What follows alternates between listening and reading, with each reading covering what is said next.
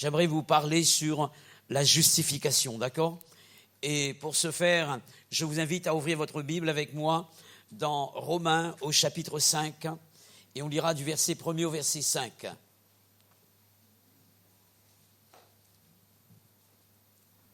On lit ensemble, si vous voulez bien, le texte, Romains 5, versets 1er à 5. Étant donc justifiés par la foi, nous avons la paix avec Dieu par notre Seigneur Jésus-Christ, à qui nous devons d'avoir eu par la foi accès à cette grâce dans laquelle nous demeurons fermes et nous nous glorifions dans l'espérance de la gloire de Dieu.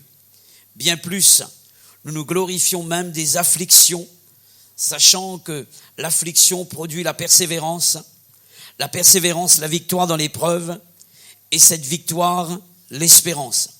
Or, l'espérance ne trompe point, parce que l'amour de Dieu est répandu dans nos cœurs par le Saint-Esprit qui nous a été donné. Amen. La justification, donc, vous avez compris de quoi il s'agit dans ce nom-là. La racine, c'est le mot justice. Et il est important que je puisse vous laisser une définition exacte de la justification. Je peux parler de la justification comme une déclaration de la part de Dieu à notre égard, à l'égard du croyant. Le thème que j'aimerais développer avec vous, et ce sera le titre également, d'après ce texte, les 8 joyaux de la justification. Avant de considérer donc ces choses-là, j'aimerais donc vous rappeler et informer à certaines personnes ce que c'est que la justification. L'apôtre Paul dit ceci, étant donc justifié. La construction de la phrase en grec indique que la justification est une déclaration juridique.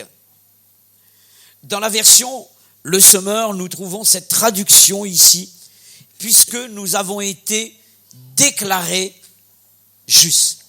Puisque nous avons été déclarés justes. Le verbe justifier et les mots de la même racine sont utilisés environ 30 fois dans l'épître de Paul aux Romains. Et d'ailleurs, c'est le thème principal qui est traité dans l'épître de Paul aux Romains. La justification par la foi. Donc, le verbe justifier appartient donc à un vocabulaire juridique qui signifie déclarer juste. Et nous savons, d'après la parole de Dieu, que l'homme à l'égard de Dieu est une personne injuste avant la croix. Nous savons, d'après les Écritures, que la nature de l'homme n'était pas ce qu'elle est maintenant à cause de l'intervention de Jésus. L'homme est non seulement un fils et un enfant du malin, mais aussi la Bible parle de nous en tant qu'hommes comme étant transgresseurs de la loi de Dieu. Dans Romains chapitre 3 verset 23, il est dit ceci, car tous ont péché. Et le péché, c'est la transgression de la loi de Dieu, de sa parole. Tous ont péché. Il n'y a pas d'exception. Du moment que la vie nous est communiquée, nous héritons de nos parents cette nature adamique qui est une nature pécheresse. Et il est bon de rappeler qu'on n'a jamais donné un cours de mensonge à un bébé, un cours de colère à un enfant. L'enfant sait, sans qu'on lui ait appris, comment mentir, parce que cette nature est en lui. La nature pécheresse, elle est là. Et la Bible de déclarer que tous ont péché. Il n'y a pas d'exception. Nous sommes tous des pécheurs. Et il est dit, de ce fait, nous sommes privés de la gloire de Dieu. il n'y a pas de communion possible, de relation possible entre nous et Dieu à cause du péché. Personne ne peut prétendre être juste devant Dieu. Selon ce qui est écrit, il n'y a pas de juste, pas même un seul. Nul n'est intelligent, il est question de l'intelligence selon Dieu. Nul ne cherche Dieu, tous sont égarés, tous sont pervertis. Romains chapitre 3, versets 10 à 11. Mais la Bible déclare ceci ici dans le texte, Dieu nous rend justes. Et cette déclaration de Dieu vient du fait que nous avons eu une rencontre avec le Seigneur. Il y a eu un travail qui a été opéré dans notre cœur. Dieu nous a sanctifiés. Dieu nous a purifiés en Jésus. Et de ce fait, il nous déclare justes. Que se passe-t-il pour l'homme lors de sa conversion? La Bible parle de cette expérience que nous avons vécue avec Dieu comme étant une régénération. Nous avons été générés. D'accord? Nous avons reçu la vie. Et cette vie est une vie de nature adamique, une vie de péché. Mais il est important que cette œuvre soit accomplie dans nos cœurs, l'œuvre de la régénération. Dieu nous recrée de nouveau. Amen. Il n'est pas question de changer de religion. Il n'est pas question de s'améliorer. Il est question d'être une nouvelle création. Amen. Il est question d'être régénéré. Et Dieu nous recrée de nouveau. Il nous communique la nature de Christ. La vie de Christ, c'est la vie de Dieu. Et cette vie nous permet de recevoir la nature qui est en Dieu lui-même.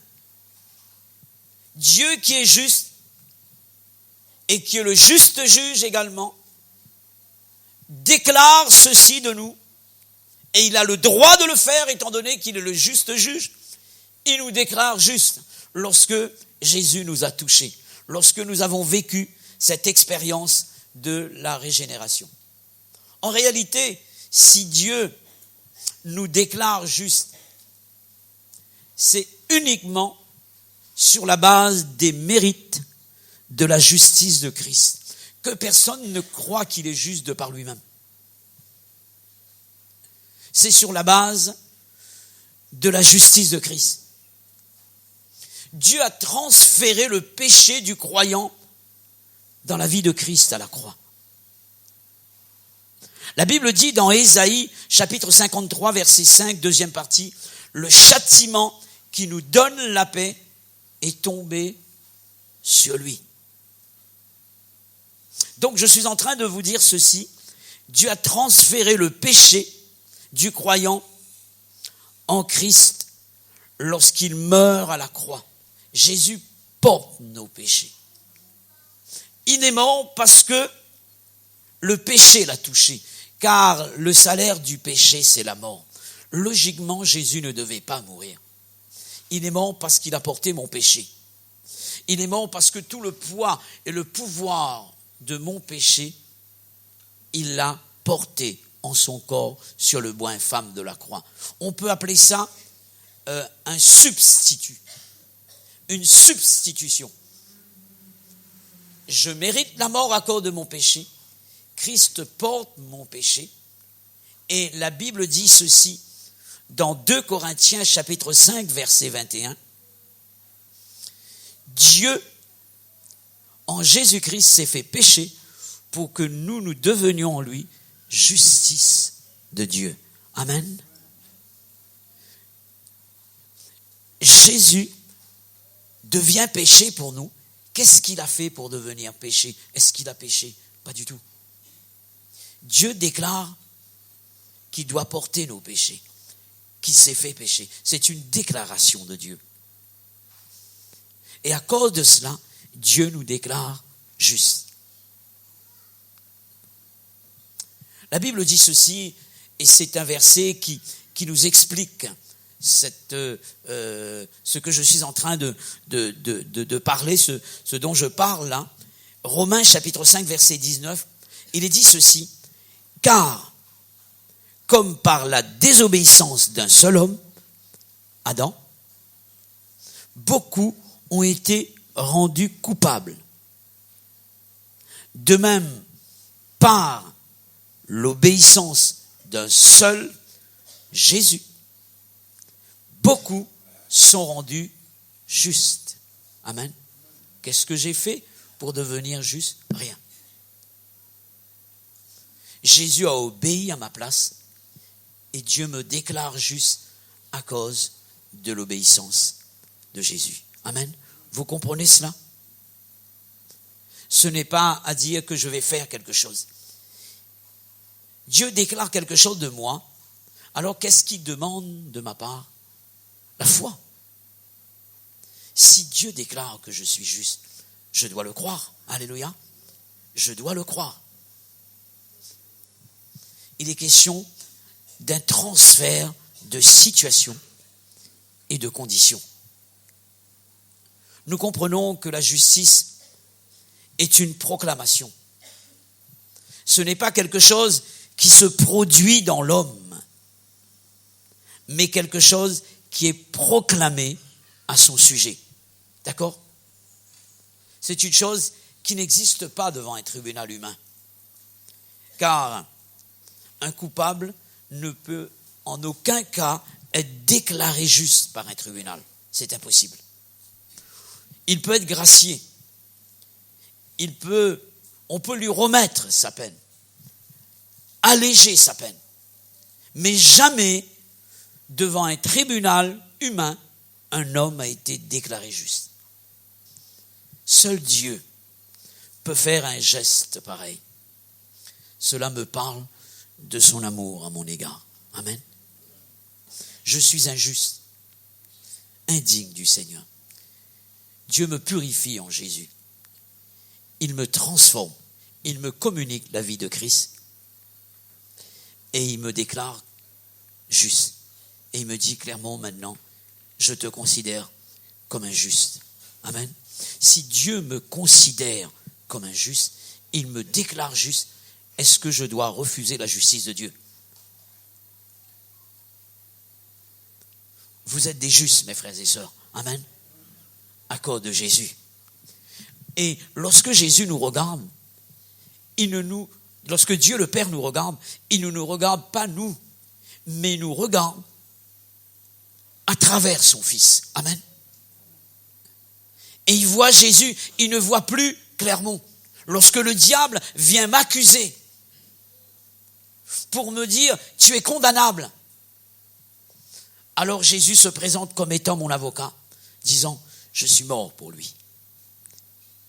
Et à cause de moi, Clermont a été déclaré juste. C'est pourquoi personne ne peut accuser l'élu de Dieu. Christ l'a justifié. Amen. Lorsque j'entends une telle déclaration de la part de Dieu à mon égard, alors mon cœur éclate de joie et d'allégresse devant Dieu. Je bondis de joie et je bénis Dieu. Je l'adore. Je lui dis, Seigneur, ce n'est pas à cause de moi, mais à cause de toi. C'est une grâce qui m'a été faite. Amen. Cette justification produit des fruits qui sont mis à notre bénéfice. D'après le texte que nous avons pu lire ensemble, que j'aimerais relire, Romains chapitre 5, versets 1 à 5, de façon que ces fruits soient gravés dans notre mémoire. Voici ce que l'apôtre Paul dit par rapport à la justification. Étant donc justifiés par la foi, nous avons la paix avec Dieu. Par notre Seigneur Jésus-Christ, à qui nous devons d'avoir eu par la foi accès à cette grâce, dans laquelle nous demeurons fermes et nous nous glorifions dans l'espérance de la gloire de Dieu. Bien plus, nous nous glorifions même des afflictions, sachant que l'affliction produit la persévérance. La persévérance, la victoire dans l'épreuve, et cette victoire, l'espérance. Or, l'espérance ne trompe point, parce que l'amour de Dieu est répandu dans nos cœurs par le Saint-Esprit qui nous a été donné. j'ai relevé d'après ce texte 8 fruits qui découlent de la justification que nous avons en Jésus-Christ. Et j'ai appelé donc ces 8 fruits, je les considère comme des pierres précieuses. Voilà pourquoi j'ai donné ce titre, les 8 joyaux de la justification. Le premier joyau de la justification, étant donc justifiés par la foi, nous avons la paix avec Dieu par notre Seigneur Jésus-Christ. La paix. Amen. La paix. Il n'est pas question de cette paix que le monde donne. La paix de Dieu est supérieure à la paix du monde. Il est parlé que, à cause de la justification, parce que Dieu nous déclare justes, nous avons la paix avec lui. Amen. Il a fallu cette déclaration, vous comprenez? Il fallait que Dieu nous déclare justes pour que nous ayons la paix avec lui. Dans son épître aux Philippiens, l'apôtre Paul nous laisse plus de précision à ce sujet. On va lire dans Éphésiens chapitre 2, versets 11 à 17.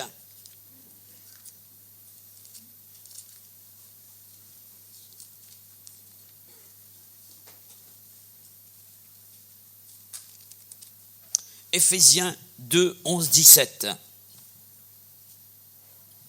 C'est pourquoi, vous autrefois païens dans la chair, appelés incirconcis, par ceux qu'on appelle circoncis, c'est-à-dire les Juifs, qui le sont en la chair par la main de l'homme.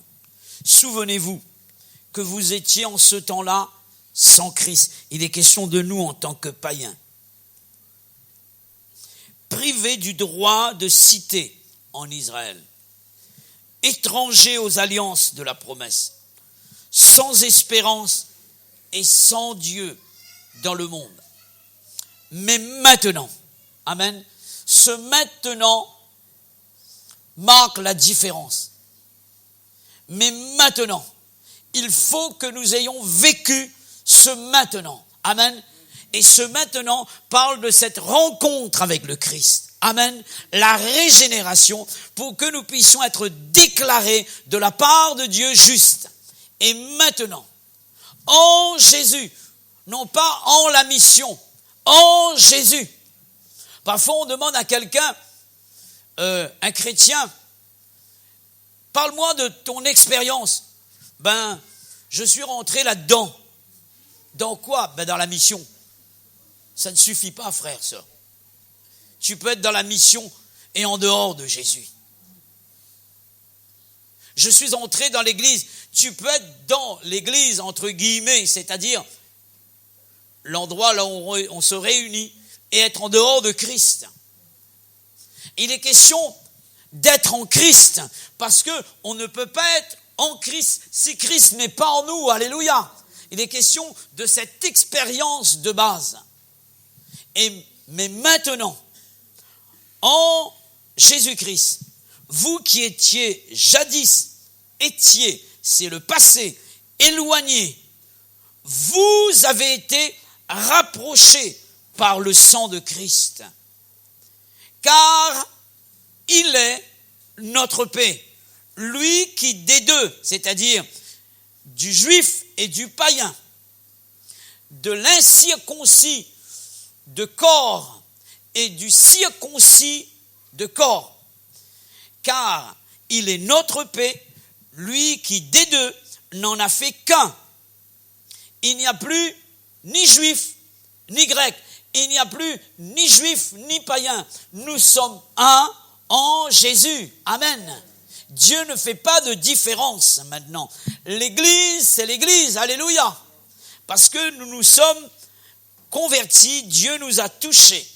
Et des deux, il n'en a fait qu'un, et qui a renversé le mur de séparation, l'inimitié, ayant anéanti par sa chair la loi des ordonnances dans ses prescriptions, afin de créer en lui-même avec les deux un seul homme nouveau, en établissant la paix, et de les réconcilier l'un et l'autre en un seul corps. Nous savons qui est ce corps, l'Église, avec Dieu par la croix, en détruisant par elle l'inimitié.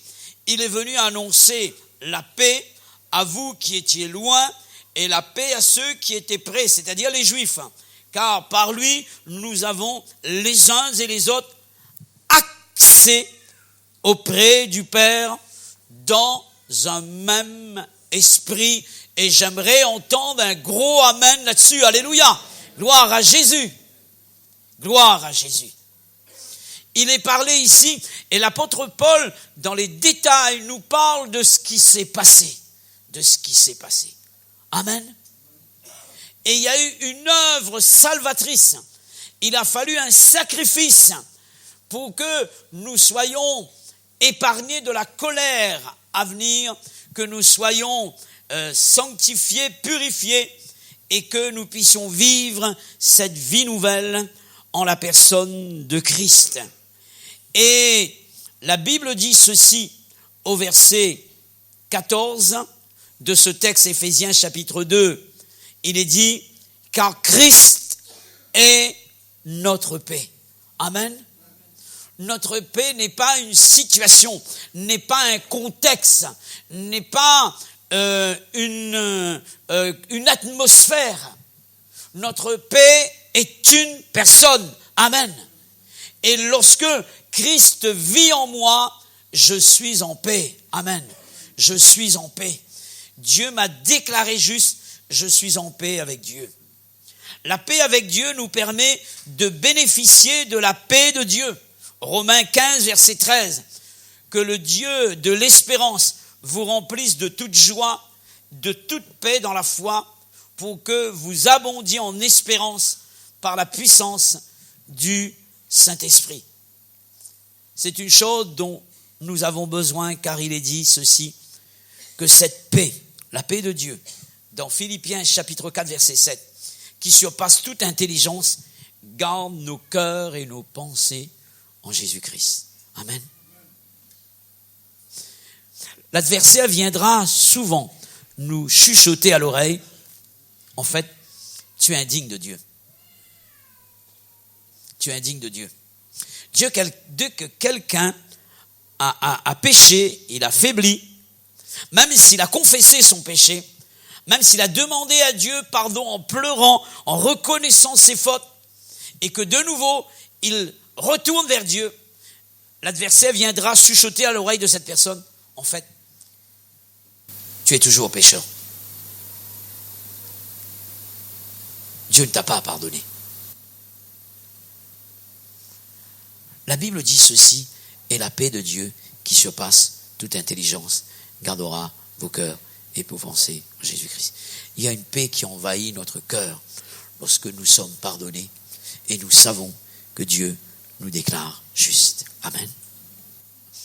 La paix avec Dieu nous permet d'être en paix en nous-mêmes et aussi d'être en paix avec les autres. Dans ce texte, l'apôtre Paul nous parle de cela. Les Juifs et les non-Juifs, Dieu n'en a fait qu'un. Amen.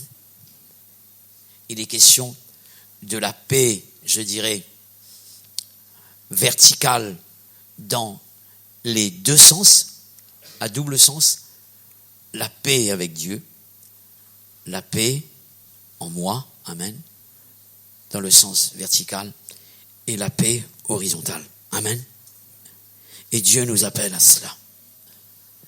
La Bible dit ceci, que l'Église était en paix et elle s'accroissait par l'assistance du Saint-Esprit. Amen. Lorsque l'Église est en paix, l'Esprit travaille. L'Esprit travaille et l'Église se développe. Une question que j'aimerais poser à quelqu'un qui serait nouveau au milieu de nous. Es-tu en paix avec ton Dieu? Est-ce que tu t'es réconcilié avec ton Dieu par la personne de Jésus? il est important que tu puisses le faire ce matin. Cette réunion a été organisée dans ce but également. Peut-être que quelqu'un s'est éloigné de Dieu. Et ce matin, tu es là, au milieu du peuple de Dieu. Tu peux présenter des excuses à qui que ce soit. Tu peux parler de trop d'occupation, trop de travail. Mais j'aimerais te dire ce matin, aux yeux de Dieu, il n'y a pas d'excuse. Dieu n'excuse jamais. Dieu pardonne. Amen. Demande pardon à Dieu. Reviens vers Dieu. Refais la paix avec Dieu. Et Dieu te bénit. Amen. Dieu te bénit. Le premier joyau de la justification, c'est la paix. Amen. On va parler d'un deuxième joyau. Dans Romains chapitre 5, verset 2, je reprends le texte.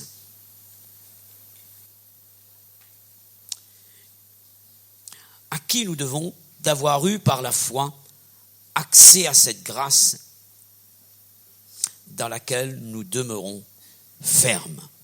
Amen. J'aimerais vous parler d'un deuxième joyau de la justification, c'est l'accès. La paix, ensuite l'accès.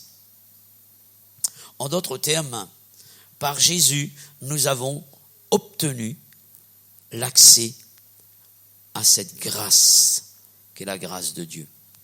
Le terme qui traduit par accès signifie littéralement l'acte d'amener vers.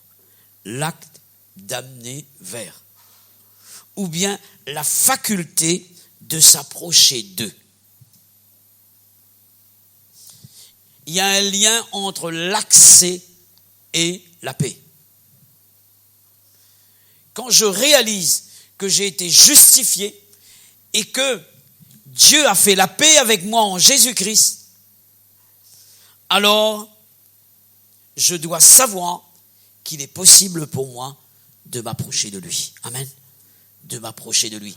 D'entretenir une relation avec lui. Je peux entendre parler de la justification. Je peux entendre parler de la paix avec Dieu. Mais c'en est une autre que de s'approcher de Dieu. Amen. Là, il est question de contact avec Dieu. Amen.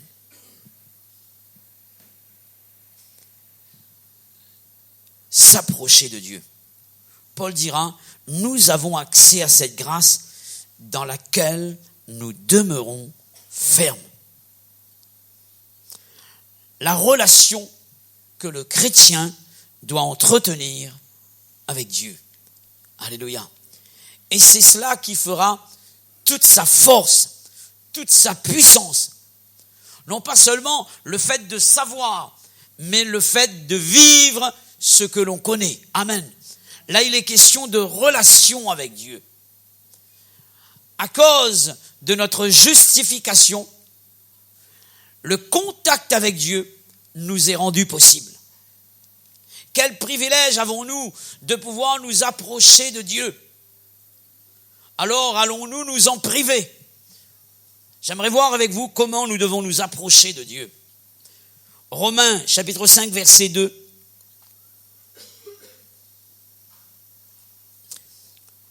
À qui nous devons d'avoir eu par la foi accès à cette grâce dans laquelle nous demeurons fermes. Nous pouvons nous approcher de Dieu par le moyen de la foi. Amen. Il est dit que celui qui s'approche de Dieu croit. La foi est l'élément indispensable nous permettant de nous approcher de Dieu. Il faut que celui qui croit, qui s'approche de Dieu, croit que Dieu existe, mais aussi qu'il récompense ceux qui le cherchent. Et c'est ce que l'apôtre Paul est en train de dire ici dans Romains. C'est par le moyen de la foi que je peux m'approcher de Dieu. C'est ce que dira également l'auteur de l'épître aux Hébreux. Je lirai avec vous dans Hébreux, chapitre 4, versets 14 à 16. Hébreux, chapitre 4, versets 14 à 16.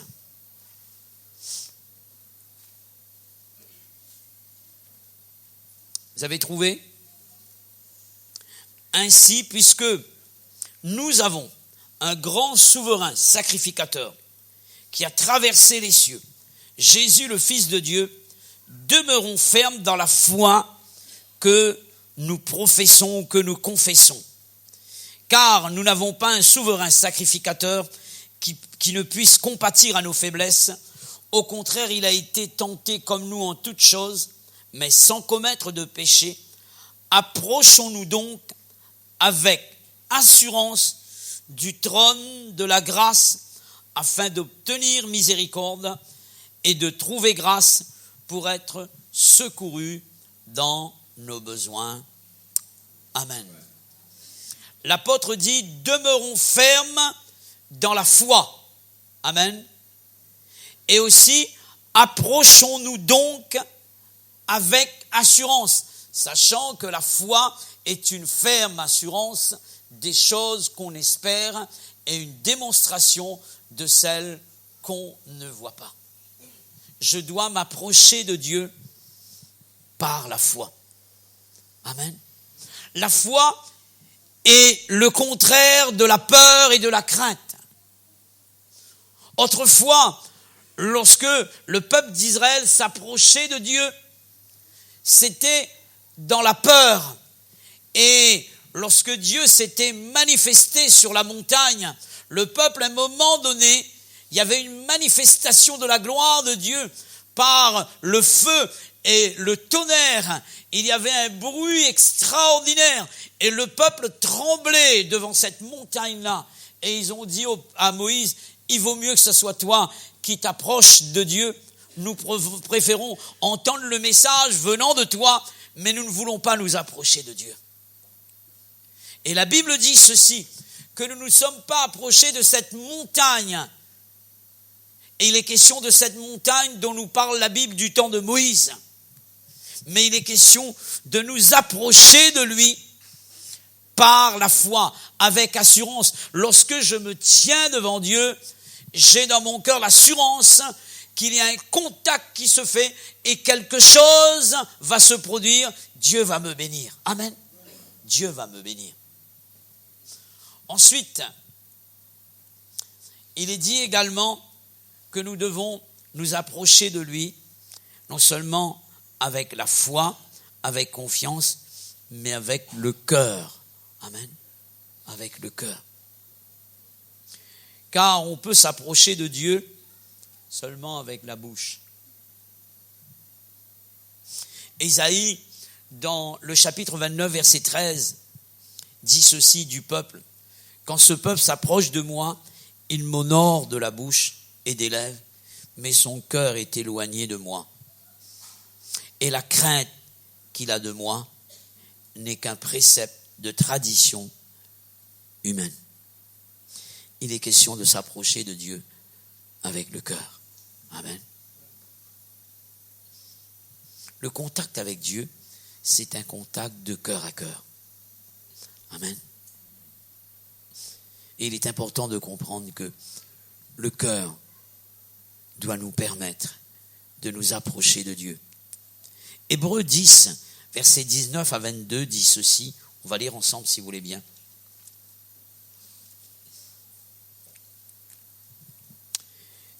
Hébreux 10, versets 19 à 22.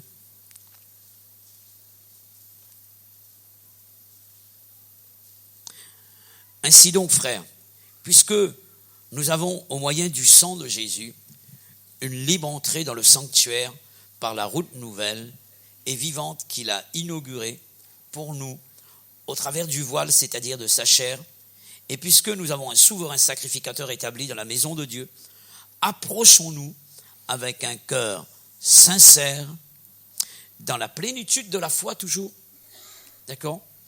Des cœurs purifiés d'une mauvaise conscience et le corps lavé d'une eau pure. Amen. Comment doit être ce cœur lorsque nous nous approchons de Dieu? Il doit être sincère. Alléluia. Le cœur doit être sincère. Un cœur vrai. Il y a des choses qui sont perceptibles. Lorsqu'on parle avec quelqu'un, parce que c'est l'abondance du cœur que la bouche parle, on reconnaît si cette personne est vraie.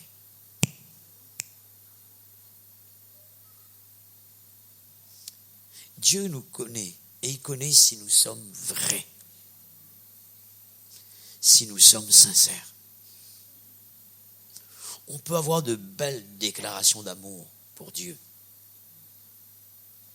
Dieu ne tient pas compte des mots. Quelqu'un disait que les mots ne coûtent pas cher. Dieu regarde au cœur. Dieu regarde si nous sommes vrais. Je peux faire une belle démonstration physique de la louange et de l'adoration. Dieu ne regarde pas cela. Dieu regarde à mon cœur. Amen. Si mon cœur, il est vrai. Je peux avoir un beau message pour l'Église. Dieu ne regarde pas à ce que je dis, mais il regarde à ce qu'il y a dans mon cœur. Amen. Le cœur doit être sincère. Amen. Le cœur doit être pur. Le cœur doit être pur.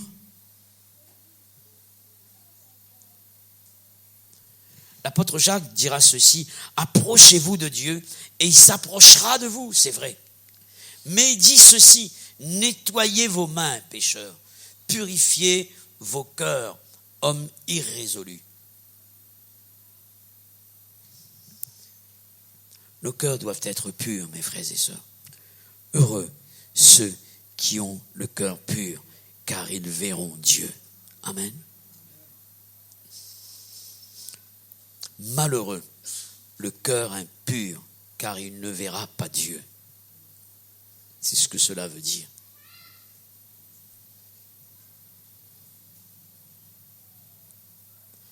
Asaph dira ceci dans le psaume 73, verset 28.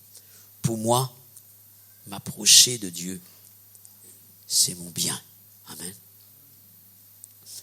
En fait, au départ, Asaph avait comparé les richesses que les gens du monde possédaient et il s'est dit en lui-même, ces gens sont plus heureux que moi. Il entre dans le sanctuaire de Dieu, Dieu éclaire son cœur. Et c'est à la fin, lorsque l'approche de Dieu a eu lieu, il dira, en fait, je me suis trompé. Le bonheur, ce ne sont pas ces richesses que le monde propose. L'or, ces trésors-là. Mais il dit, m'approcher de Dieu, c'est mon bien, c'est mon bonheur, ou bien c'est ma richesse, c'est mon trésor. Amen. C'est pourquoi l'accès à la présence de Dieu est considéré comme une richesse, un joyau. Amen. M'approcher de Dieu. Pouvons-nous en dire autant, mes frères et sœurs? Est-ce que nous le pratiquons, ce contact avec Dieu?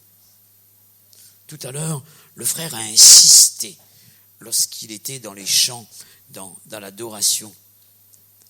Est-ce que c'est seulement le dimanche matin, ou bien nous vivons cela dans notre quotidien? L'approche de Dieu, le contact avec Dieu. Non pas lire la Bible seulement, non pas faire une prière, mais être en contact avec Dieu réellement et remplir les conditions pour permettre à ce que ce contact ait lieu et qu'ainsi nous voyons Dieu. Amen. Prenons-nous plaisir à venir à la rencontre de Dieu? Sommes-nous conscients des bénéfices que cela peut en résulter? Il est dit que nous trouvons grâce et nous sommes secourus dans nos besoins. Amen. L'approche de Dieu. J'aimerais m'arrêter à là ce matin. Nous aurons l'occasion, on a vu que 2 joyaux, d'accord? On aura l'occasion d'en revoir d'autres, hein. Mais je pense que ces 2 joyaux nous sont déjà suffisants pour bénir Dieu un moment. Alléluia. J'aimerais donner gloire à Dieu. J'aimerais bénir le Seigneur avec vous. Seigneur, merci. Merci pour ta parole. Merci pour la justification. Merci de ce que tu nous as déclarés justes. Et à cause de cela, Seigneur, nous avons cette possibilité d'être en paix avec Dieu et aussi de ressentir cette paix au plus profond de nos cœurs et de nos âmes.